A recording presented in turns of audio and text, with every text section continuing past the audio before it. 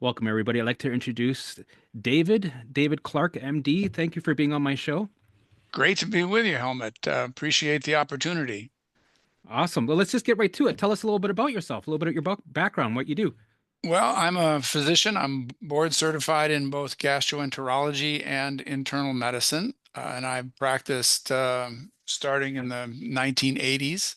And I expected to have a fairly ordinary career as a stomach specialist and consultant, but uh, in the middle of my training, I encountered a patient unexpectedly that Mm, I didn't know the first thing about diagnosing or treating.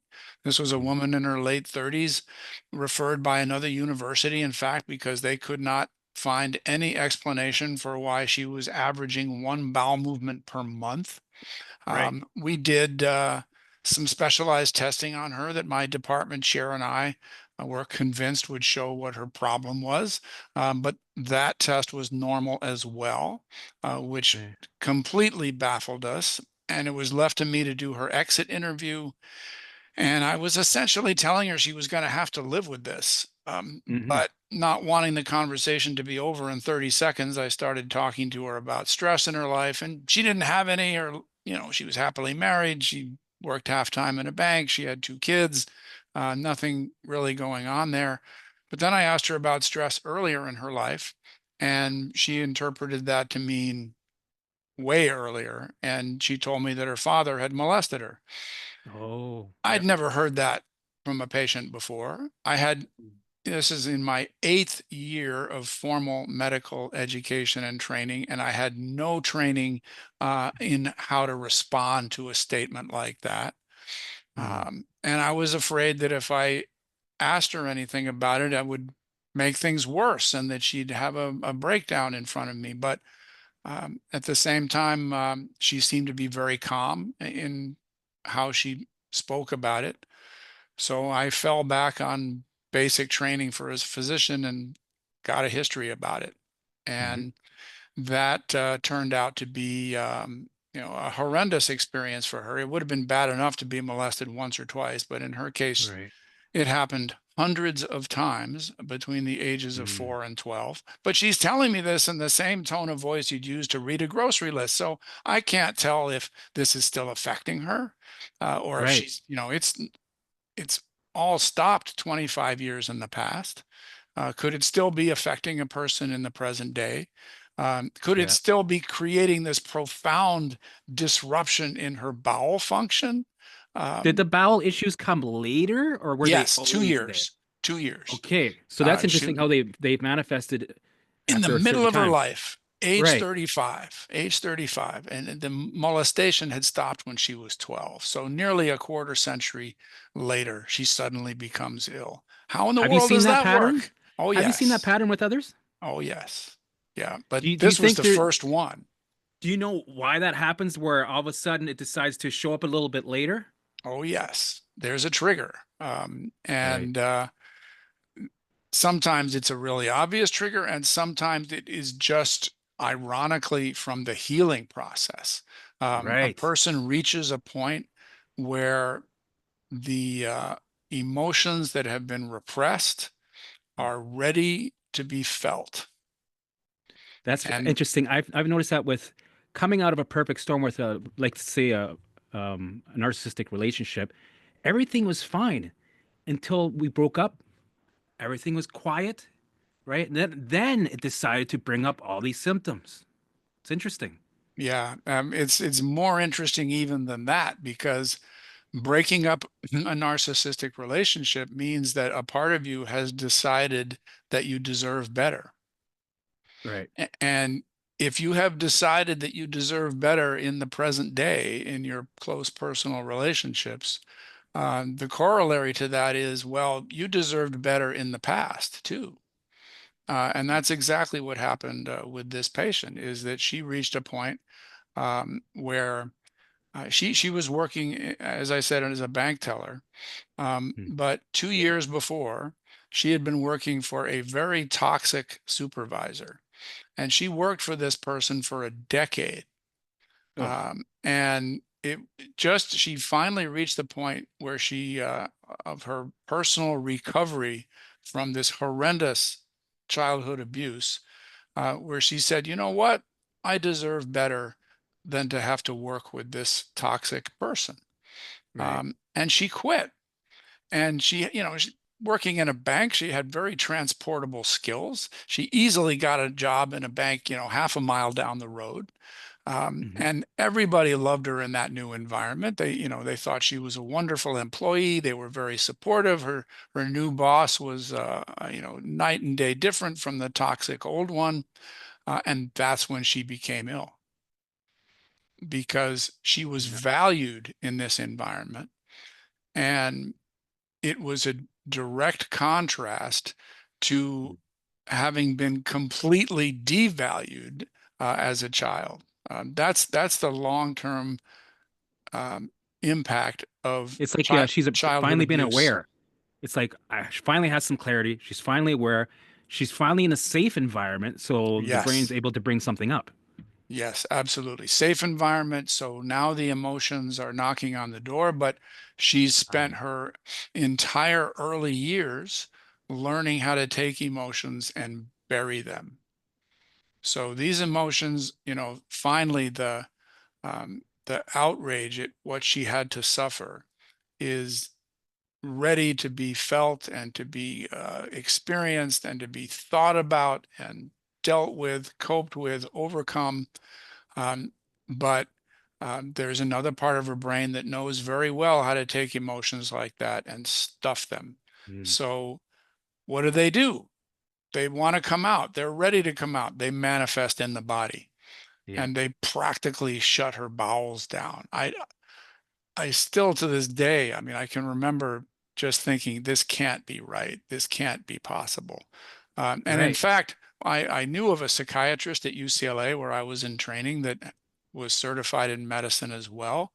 And I thought, I don't know what this is that this patient has. This is my very first patient, but I know about Harriet Kaplan, the psychiatrist, and maybe she can help this patient live with her condition a little better. Right. And so I sent her off to see Harriet, and I moved on, thinking, nobody with a profound illness like this is ever going to get better from talk therapy.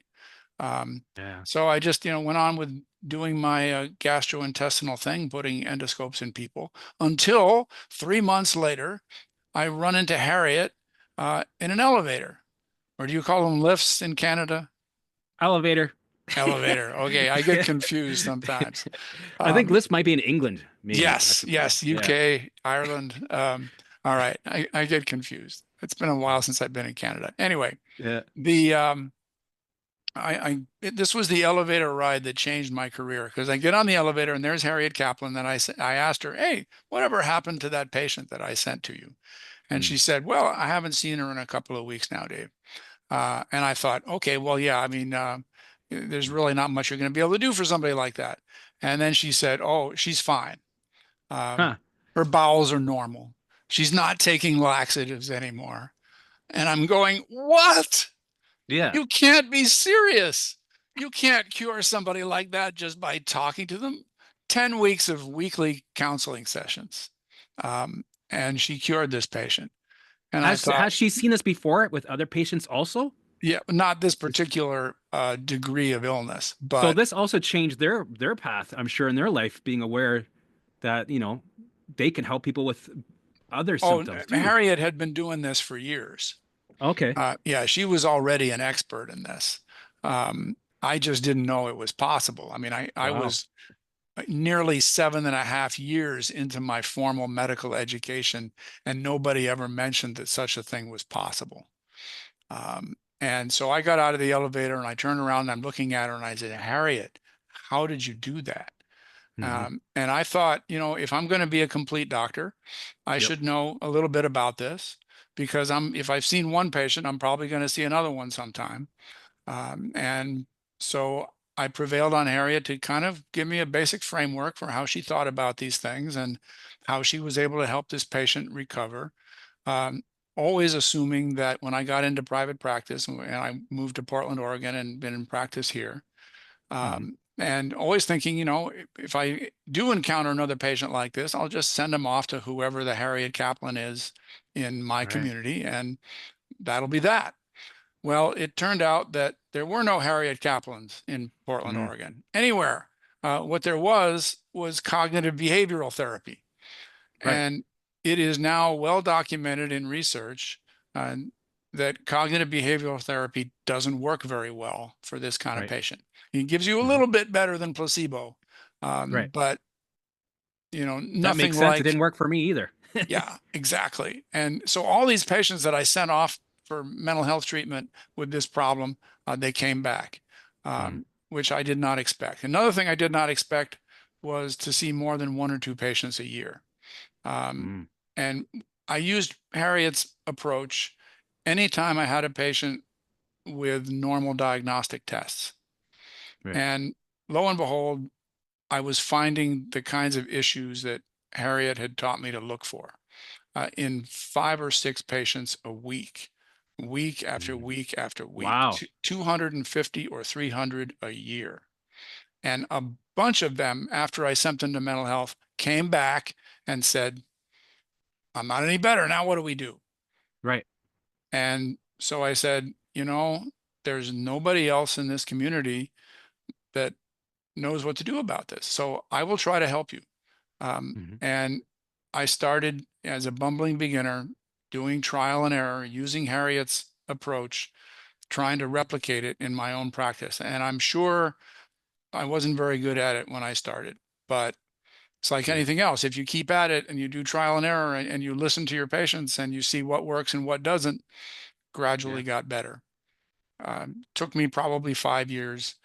Hmm. I estimate 1,500 patients to get to a decent level on the learning curve. Still had further to go on the learning Right. curve, but reached a decent level. Um, That's and no, amazing. no coincidence. I worked for a big healthcare organization at that time, and um, I got the Doctor of the Year award right about the same time I felt like I had reached a decent level on the learning curve. I was having success with patients that nobody else was able to help. Did you get any backlash at the same time though with this approach? Not initially, because I had a very supportive chief of medicine at that time. But he Right. was an older guy and he retired and he was replaced by a Mm, much less sympathetic administrator. right. And the unsympathetic administrator looked at my uh, number of endoscopies that I was doing, which is, one measure of productivity for a gastroenterologist, and said, "You're not doing as many as Mm, most of your colleagues." I was doing more than some, but I wasn't doing as many. I was in the lower half of the pecking order in terms of numbers. And I said, well, there's a good reason for that. I am doing 90% of the second opinions for the entire department, which means they've already seen one of my gastrointestinal colleagues. They've already had the endoscopies that they need. They don't need another one from me. They just need me to talk to them and find out what's really wrong. You're Uh, like the Dr. House, the guy that finds all the secret stuff. that's what happened is, once I got this Doctor of the Year award and people found out what I was doing, they started sending me mystery cases that had Yeah. nothing to do with the gastrointestinal system. One memorable guy had itching over his entire body for Yeah. 3 years. Another one was a 9-year-old boy. I didn't do pediatrics. The youngest patients that I saw were like 13. All of a sudden, this 9-year-old shows up and he's been evaluated by, a bunch of pediatricians in our organization. He'd been up to the university to see the pediatric gastrointestinal specialist. It was all about his having this unexplained stomach pain. And I'm Right. going, when I walked in the room and I see this guy's 9 and his dad was there, I'm going, oh Mhm. my God. But I said, okay, he's had a full diagnostic evaluation. It hasn't shown a darn thing. It has to be stress. I'm Yep. I'm not that experienced finding stress in um, 9-year-olds, but it turned That out would to be be difficult it turned because out to you're be very straightforward. okay, good. But I'm sure there's situations where you're like, what do I ask? Should I open that can of worms? And there's a parent right there, and you start to assume scenarios. Is there trauma that? What do I do? That Yeah. could be touchy. Well, one of the first things I do with any patient is get the exact chronology. When Hmm. did the symptoms start? Yep. What's been their progress over time? What is there anything I can find that correlates with their fluctuations up and down? And that's as far as we had to go because it turned Mhm. out the only time this kid got his stomach pain was when he was scheduled to pitch for his baseball team. Yeah, makes sense. And when he was in the outfield for his baseball team, no Nothing. stomach pain. No pressure. And his dad was like, "I'm sorry, I didn't mean to, put the heat on you." That's it. I think a lot of parents they can put a huge amount of pressure on a kid with no idea, no intention. It just happens without their knowledge a lot of the time. And that this was a good dad. He was horrified that he'd been responsible for his son's stomach pain. But they obviously had a very good relationship, and he was immediately telling him, "Don't worry about it. You can have the worst day of your life on the mound. It's going to be perfectly okay." Um, and kid did well after that. That's awesome. So then, you've seen a lot of people that are dealing with childhood trauma and toxic relationships. Anything else? Just regular life stresses Yeah, would bring some of sometimes these. I have to Yeah. say the kind of case that's difficult and severe and long lasting that winds up in a specialist's office tends to have more significant issues, usually adverse childhood experiences. Doesn't Yep. have to be what some people refer to as big T trauma, like the child abuse that the sexual abuse that I mentioned earlier. It can be anything that knocks your self esteem down on a long term basis. Hmm.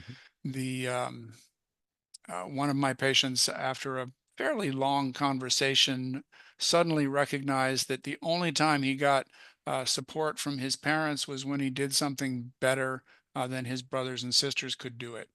Mm. And he had three very accomplished siblings, so it wasn't easy to do things better than they could do it. So he lived most of his childhood years without, hearing from his parents that he'd done well. And this Mhm. makes people feel like, they're second-rate human beings, or they're not measuring up, or, Yeah. in worse cases, like they're worthless pieces of crap. Right. And that can have, and this took me a while to recognize, that pounding on your self-esteem can have the same long-term impact on a person as the more severe and obvious traumas can. But And yes, relationships can do that big oh time. I yes. know with me, they affected me with my self-esteem and a lot of other things. And nowadays, you can see almost everybody's dealing with like who's staying married these days. A lot of relationships, a lot of narcissists, a lot of toxic relationships these days.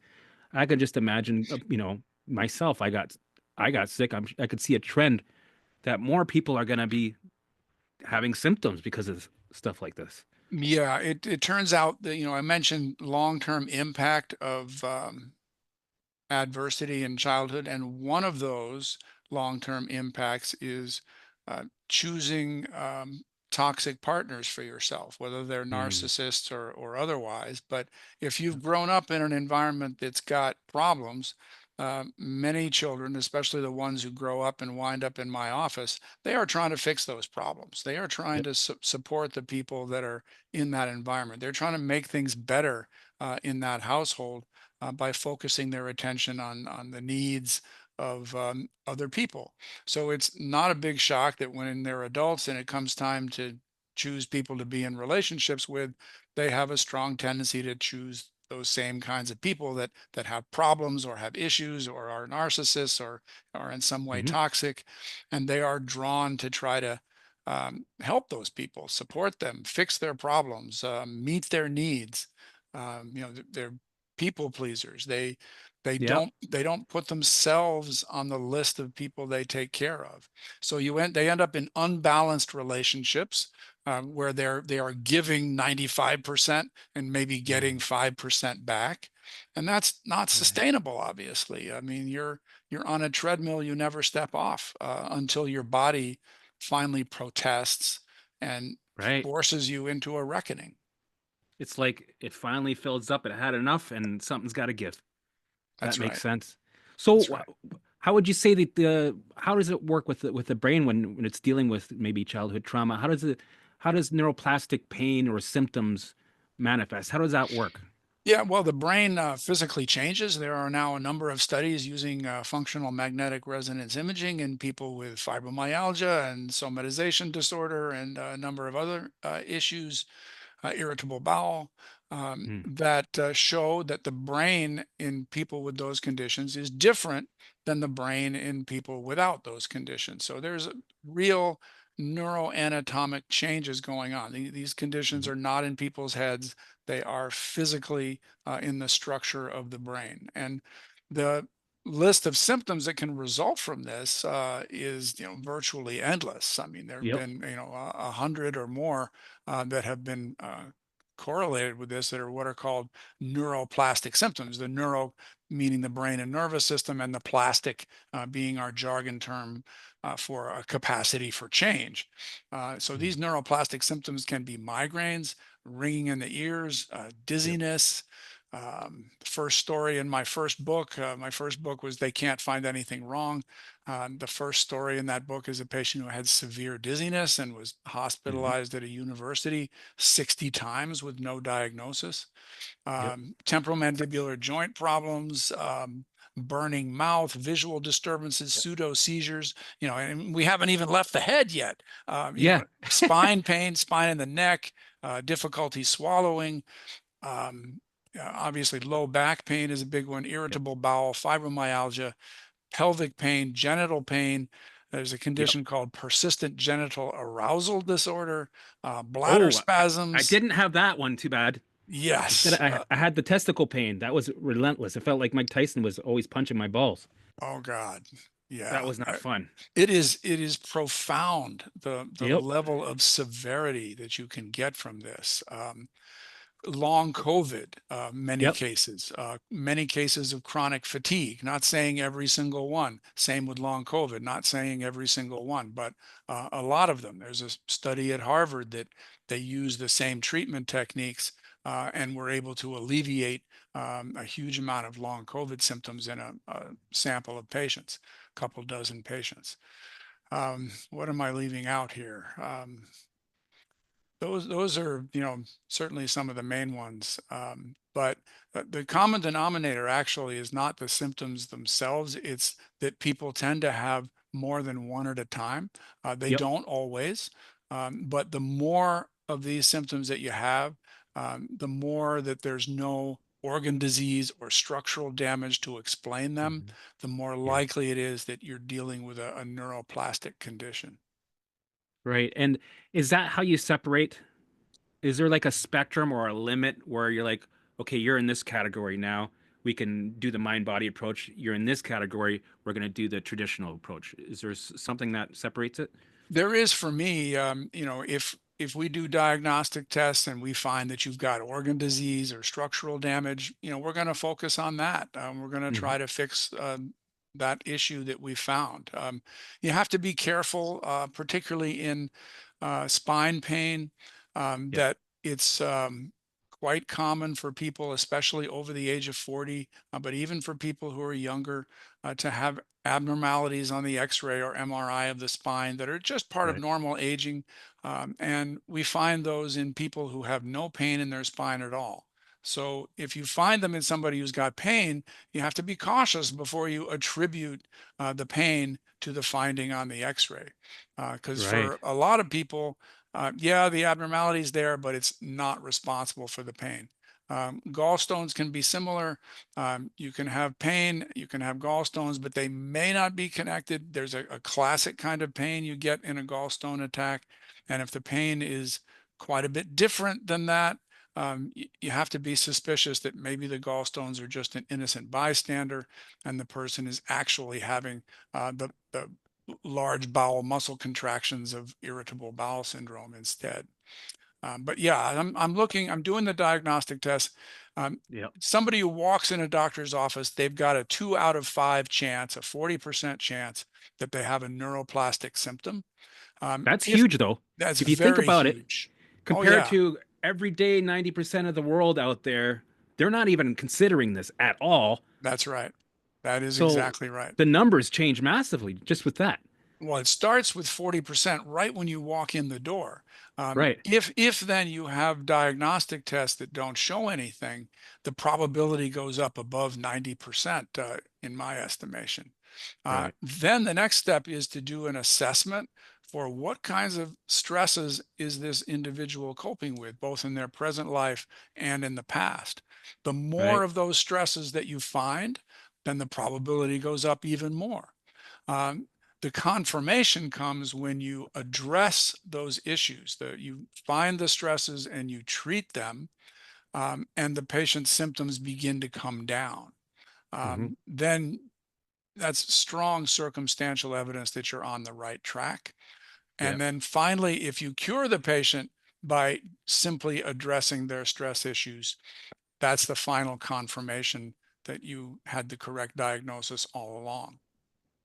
That's amazing. With me, my journey went up and down, up worse. It got worse before it got better. Then it got better, and then it went away. Then you had the symptom imperative. Do you deal with that? Also, new symptoms coming in. Yes, it's not a term that I like because it Yep. implies that you are basically screwed for life, that these Yeah. things are going to keep coming back. Right. But I find that if we go beyond um, pain reprocessing therapy, which is a scientifically valid, uh, often curative technique. But for some people, they get relapses, and those are Yep. sometimes referred to as symptom imperatives. It's a term that John Sarno came up with. Yeah. But what that means to me is, again, your brain is trying to communicate with you. It's trying to tell you that there are issues that are not yet resolved. Yep. And my feeling is that if we can identify what those issues are, the symptoms will no longer be imperative. Right. For me in the beginning, it gave me doubts and it made me think I was broken and I wasn't done fixing. But eventually I understood that I needed these symptoms to return because they were opportunities for me to um, work through whatever was still missing. So it was like it had to come in and out, in and out, in and out. And I would doubt, and then I'd have my setbacks. But then eventually I built the leverage, right, and I started to understand it, and then I started to see them as opportunities. And every time it kind of came in and out, the more I updated, I guess, my programming, or I released whatever I needed to release, and then eventually it went away, and it stayed away. So for me, at first, this symptom imperative was scary because I thought, "Are you staying? Or like, what's going to happen? Am I stuck with this? Did I miss something?" But then eventually, with this work, I started to see, no, no, no, it's working its way out. You're not out of the Yes. woods yet. It's working its way out. It's just updating. You need more of them, actually. Okay, and then I was eventually it stayed away. Yeah, I try to persuade people that the symptoms, as bad as Yeah. they are your body trying to be your friend. Your Yep. your body and your mind are working together to try to communicate something to you, and that what we should be doing when these symptoms flare up is trying to understand what that message means.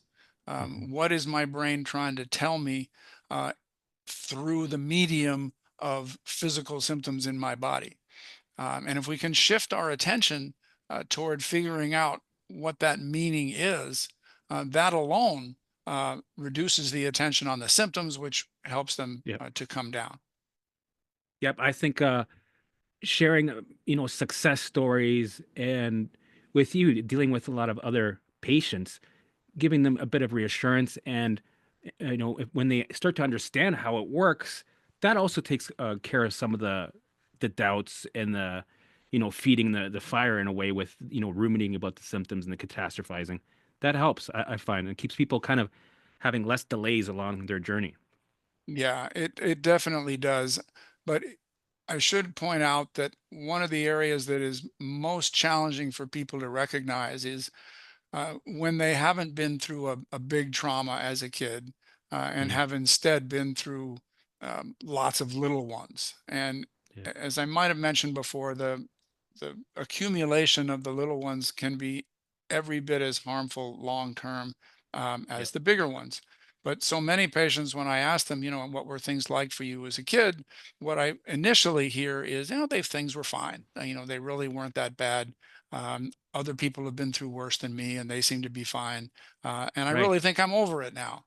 And my response to that is, well, let's, just to make sure, let's have you imagine a child of your own or a child you Mhm. care about, um, and they are growing up in exactly the same environment that you grew up in, and you are just a butterfly on the wall of your childhood home, and you are watching this kid that you care about try to cope with that Yeah. environment.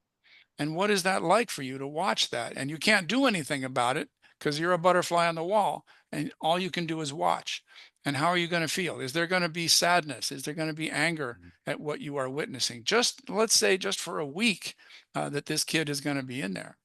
One of my patients who just insisted up and down that her childhood was not all that bad. She was the only child of two parents who verbally and emotionally were at each other every day. Yeah. And of course, she tried to be the peacemaker, Mm. and that didn't work very well. Her self esteem suffered because she felt like she had failed to solve this problem in her home. Finally, at age 8, her parents divorced. Right. And you would think that would solve the problem, but no, they kept living in the same house. Right. They slept in separate bedrooms, but they kept living in the same house. So this stuff didn't stop, and she was no better off. But she's telling me, oh, it wasn't that bad, until I asked her to imagine her beloved niece, age 5 or 6, in that home, and she's watching, but she can't intervene just for a week. How would that be? And she just stared at me. She was a very verbal person. She spoke a lot, but Yeah. after I posed that thought experiment to her, she just kind of stared at me, processing that. And Mm. at the end of a couple of minutes of thinking about it, she said, after a week, I would shoot myself. Mm. And that was the Yeah. first time she had truly recognized the reality of her childhood experience. We can normalize things because we think that they're normal because we're so used to them. And it could be a cultural thing. It could be, the 50s, different time. No, that's normal. Yeah, we got this. We got spanked. We got that was everybody was. You normalize it and you might think that it's okay, but later on you get some contrast, like we mentioned, and it's like it was not okay. I was Yeah, overwhelmed. It yeah. wasn't my fault. Yeah. Yeah, that's huge because that's another analogy that I often use is for people to imagine their childhood experience as if they had parachuted into the middle of the Himalayas as a toddler.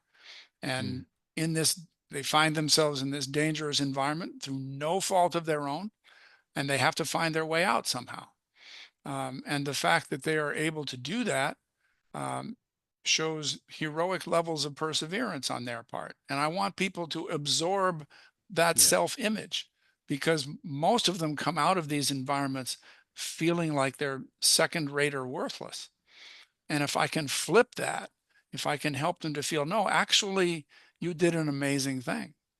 You survived an environment, in the case of the last patient I described, you survived an environment for 18 years that you wouldn't want your niece to be in for a week. Right. And And you you could use need to that take analogy. credit. You need to take credit for that. You can use that analogy for everything that's happened in your life in between, right? You could be the bringing the niece in with all the stuff that you did. Like for me, it was heavy drinking, partying, smoking cigarettes, bad relationships, bad work environment, toxic work environment, sure, like childhood stuff, right? And using that, it'll catch it every time because you're putting yourself you putting them in your shoes, and then you're finally able to be aware. When you're by yourself, you're normalizing. When you have your niece there, it's like, oh, now I see. Yeah. It takes a sledgehammer to all of the Yeah, usual Freudian defenses. yeah, Everything you use to wall off the experience, the reality of the experience from yourself, you can't wall it off when you're looking at your niece trying to deal with it. Um, So yeah, That's a and great way to, yeah, that's a great tool to use for sure. Um, have you seen what's the level of success with using the mind body or the methods that you talk about? Have you seen a lot? yeah, it's very high. My practice was such that I couldn't see people as a psychotherapist would. I was still Hmm. primarily a gastroenterologist. Two-thirds of my patients were garden variety ulcers and liver disease and gallstones and colon tumors and so forth. Um, Hmm. so I was very busy with all of that work. So I could only see my patients an average of slightly less than 2 visits each. So I had to have a lot of Oh, impact in a short space of time.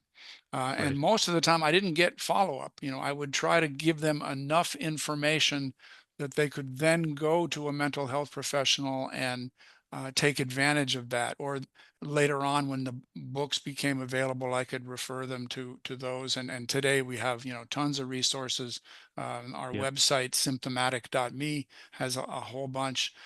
And so there's a lot more things that people can do. But in the early days, I would try to give people enough insight that they could begin to make progress on their own, or they would know what to talk about when they had a psychotherapist in front of them. And the success rate with that was very high. My patient who was hospitalized at a prestigious university 60 times, Yep. she was cured in less than an hour. Um, Wow. Other people, less, a matter of weeks or months. There are some that take a lot longer. That's fine. One That's of my okay. patients, I remember she came back after 5 years, Yep. and she'd been in psychotherapy the whole time, and Mhm. she was still having symptoms, and her doctor wanted me to check her again. And I said, gosh, I'm really sorry you're not recovered yet.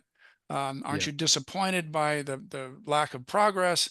And she said, absolutely not disappointed. And she pointed out that she had been in the hospital at least once a year for the 5 years before she saw me the first time. And Hmm. after she saw me, uh, not a single time in the hospital. So that to her was a giant step forward, and she was happy with that and happy with the fact that every year that went by, she was getting better and better. Right. And you mentioned earlier about cognitive behavior therapy, how it doesn't always work. What is some of the different approaches that you use that does work compared to the cognitive behavior? Yeah, I like to tell people that first of all, our goal is to relieve your symptoms. We are Hmm. not aiming to help you live with them better. We are aiming to make them go away. Yes. And not come back. We want to eliminate the idea that there's an imperative going on, Yeah. because if you find the right issues and deal with them successfully, there will not be an imperative. Um, Right. Another area is to help people accurately understand their childhood experience, and to flip their impression of that period in their life from a negative to a positive. Instead of to feel like a second rate or worthless human being, to feel like a courageous and heroic human being, because that to me is a much more accurate assessment of what they did. And another analogy is to help them feel like an Olympic weightlifter who has tried to carry 50 pounds more than the world record for their weight class. And they've been carrying this, most of their lives without knowing it. But if they Yep. can take that weight and put it down, all of a sudden they realize how strong they have been all along. As long Right. as they got the weight on there, they're going to feel weak. They're going to feel worthless. They're going to feel in pain, um, Right. because they don't know the weight is there. I mean, they've Right. got You're levels of pulling stress. 747s for no Yes, reason. Yeah. yes, absolutely. So, when I can show people, you are actually carrying, if we took the weight that's on your shoulders and put it onto somebody else, they would crumble to the ground. Right. They wouldn't be able to function. Um, and when people can see that, they can take a certain amount of pride in themselves. So that's another. Then there are three areas of long-term impact of adversity in childhood that I try to address.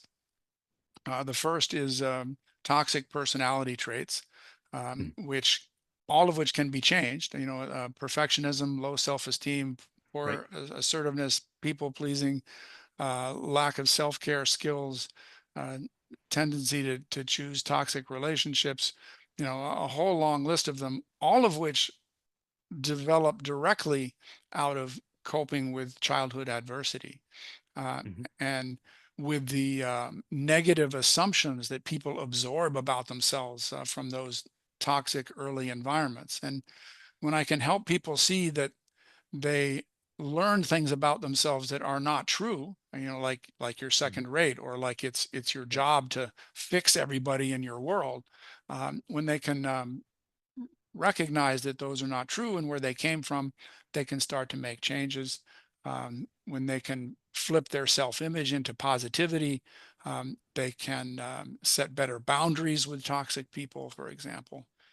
Mm. Second area of long-term impact from childhood adversity are triggers, um, Mm. people, situations, or events in the present day that are particularly stressful because they are linked in some way to the difficulties of the past.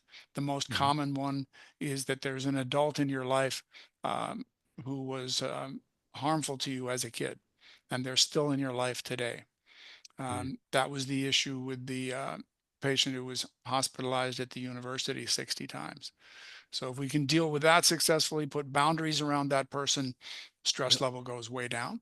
And then the third major area and the most difficult are the repressed emotions, Mhm. anger, fear, shame, grief, Yep. guilt, that can be of volcanic proportions Mm. and completely invisible.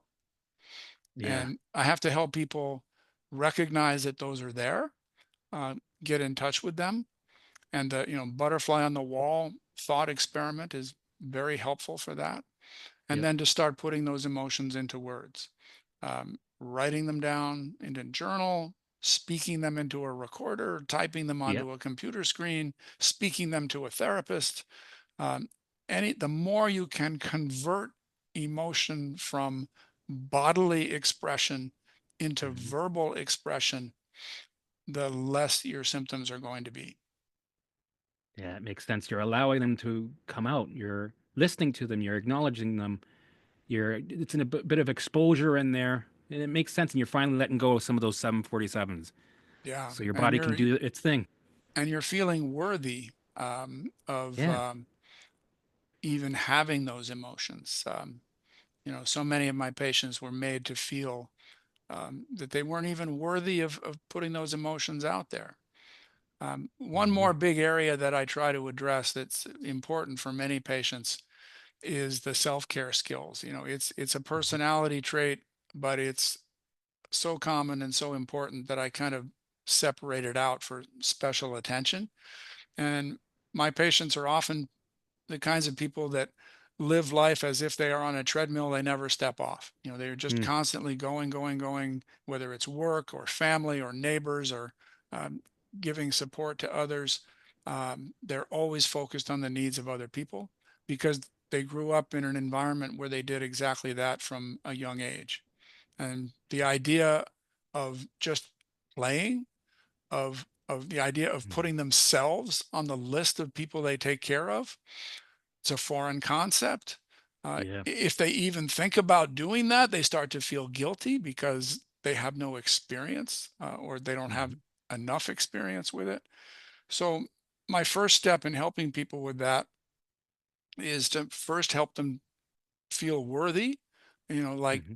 they deserve to put themselves on the list of people they take care of. If you are um, a hero of your own life, if you are somebody who was parachuted into into the Himalayas as a kid and you made it Hmm. out, you absolutely deserve to carve out a block of time for yourself on a regular Mm. basis, um, and go do some trial and error to find an activity that has no purpose but your own joy. And Yep. everybody needs that. Yeah. For me, I played soccer on amateur adult teams for over 20 years. And after being kind and compassionate to my patients every week, it felt great to go out and kick something. Um, Yes. and we go out for a beer afterwards. It was wherever my stress level was, it just vanished by the end of that experience every week. Yeah, that's powerful. And we can use these tools because life for the future, because life's going to keep throwing us curveballs. So, once you've been through this, it's not over. You keep them around and you keep, doing this almost like a lifestyle maintenance. Yeah, it's something that all of us needs. It's an essential human skill. If Yep. you don't have it, sooner or later your body is going to protest. Yep. Once you learn it, you will have it for life. And whenever your Mhm. stress level gets too high, you will know that you have something you can do to bring it back down. And Yeah. ideally, you will also know that you deserve to bring it back down. Yeah. If what piece of advice would you give somebody that's just watching this video now that's realizing a lot of the synchronicities going, oh my goodness, I have that, I have that. What would you tell them? Where would you tell them to start? The best place to start is a 12 question quiz on Mhm. the symptomatic.me website.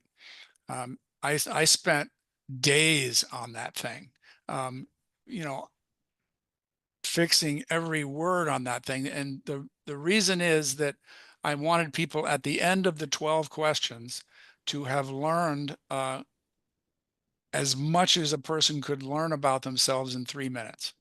And Nice. by the time you get through the end of that, you're going to not only have just answered 12 questions, but you're going to have some insights into the kinds of issues that are very common in people with neuroplastic symptoms. And Yep. that will and then enable you to start thinking about, well, gosh, it's set up. The more questions to which you answer yes, the more likely it is that any pain or illness you have has a neuroplastic origin to it. And at the very least, deserves using some of the resources on the website and others that we link Yeah. to see if you get some relief. And if you do, that's going to show you that this whole approach is likely to be the right track for you. Not ruling out working with your physician, Of course not. Yeah. making sure there's no organ disease or structural damage, especially if a new symptom pops up and you don't know what it is. Make Hmm. sure it gets checked out. But an average visitor to our website answers 8 or 9 of those 12 questions with a yes. That's high. And if people are, you know, pretty much anywhere in that ballpark, especially if they answer the first question yes, which is, have you had a diagnostic evaluation and it hasn't shown the answer? Or the doctor thinks they found something wrong with you, but they treated you for that and it didn't help, or it Right. didn't work as well as the doctor expected.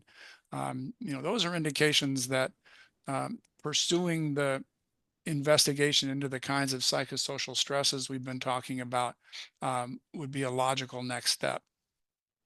Yeah. I'll leave all the links that you have in the description so people can check it out, try the tests, and they can, if you have any, I'm sure you have website with all the things that they can look through and get a hold of you if they need to. So I want to thank you for being on the show. This has been really great. This has been fun. Thank you, Helmut. I really appreciate the opportunity to get the message out to your viewers.